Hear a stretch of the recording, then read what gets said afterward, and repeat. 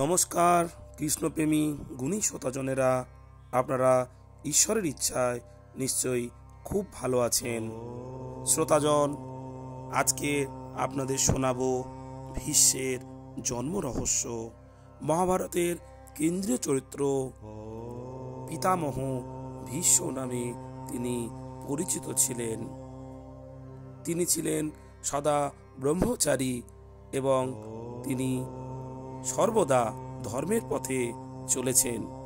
সেই ভীষ্ম কেন গঙ্গাপুত্র হিসাবে জন্মগ্রহণ করলেন তার পেছনেও একটি কারণ আছে। আপনারা সেই কারণটি আজকের শ্রবণ করুন। আমরা সবাই জানি যে হস্তিনাপুরের রাজা শান্তনুর ঔরসে দেবী গঙ্গার গর্ভে ভীষ্মের জন্ম হয়েছিল। তবে এর পেছনে একটি লম্বা কাহিনী আছে। ব্যাপারটা হচ্ছে বসুরা অর্থাৎ ধর, অনল, অনিল, অপ, প্রত্যুষ, প্রভাস, সোম, ধ্রুব এই 8 জন দেবতা মিলে একবার ঋষি বশিষ্ঠের গাভী চুরি করতে গিয়ে ধরা পড়ে গিয়েছিল। ঋষি বশিষ্ঠ তাদেরকে মানব জনিতে জন্মানোর অভিশাপ দিয়েছিলেন। ঠিক হয় তারা রাজা শান্তনুর ঘরে দেবী গঙ্গার গর্ভে জন্মলাভ করবেন। জন্মের আগে তারা গঙ্গার কাছে অনুরোধ করেছিল যে জন্ম নেওয়ার পরেই যেন তাদেরকে মুক্তি দিয়ে দেওয়া হয়। এই কারণে মা গঙ্গা তাদেরকে ভূমিষ্ঠ হবার পরেই নদীতে ডুবিয়ে দিতেন। 7 জন বসু এইভাবেই মুক্তি পায়। কিন্তু 8ম সন্তানকে ডুবাতে যাবার সময় শান্তনু গঙ্গাকে বাধা দেন।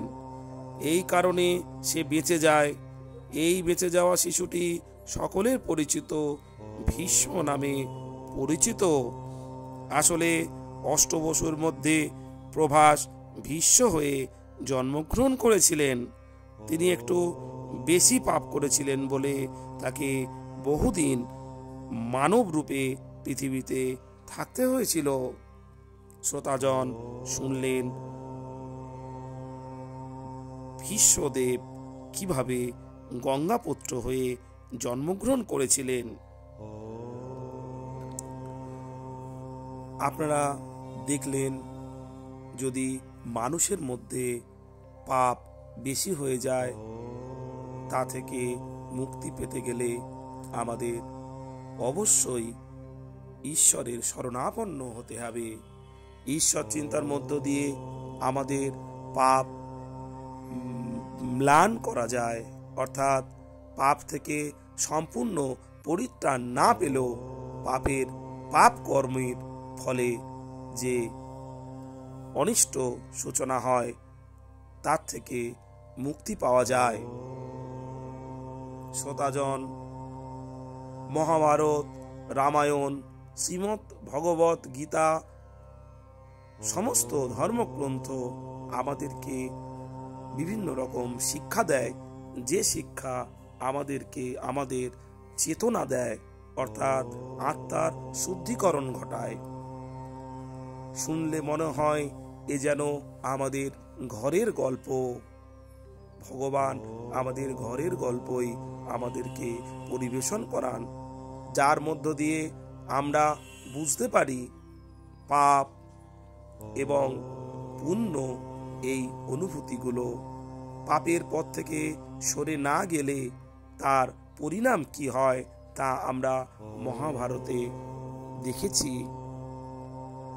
নিদর্শন স্বরূপ দুর্যোধনের যে ভয়ঙ্কর হানি হয়েছিল এবং শেষ পর্যন্ত তার পরাজয় এবং মৃত্যু সবাই আমরা জেনেছি।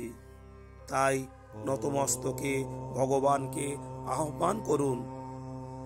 ভগবানকে স্মরণ করলে পাপের পথ থেকে আমরা সরে গিয়ে পুণ্যের পথ পাবই পাব। শ্রোতাজন, ভালো থাকবেন। আর যদি আপনাদের ভালো লেগে থাকে এই চ্যানেলের বিভিন্ন পৌরাণিক কাহিনীগুলো, তাহলে অতি অবশ্যই চ্যানেলটিকে সাবস্ক্রাইব করতে ভুলবেন না। আর এই সাবস্ক্রাইবের মধ্য দিয়ে আমি আপনাদের নতুন নতুন ভিডিও পৌঁছে দেব, যা শ্রবণে ও দর্শনে আপনাদের পুণ্যের প্রকাশ ঘটবে। নমস্কার।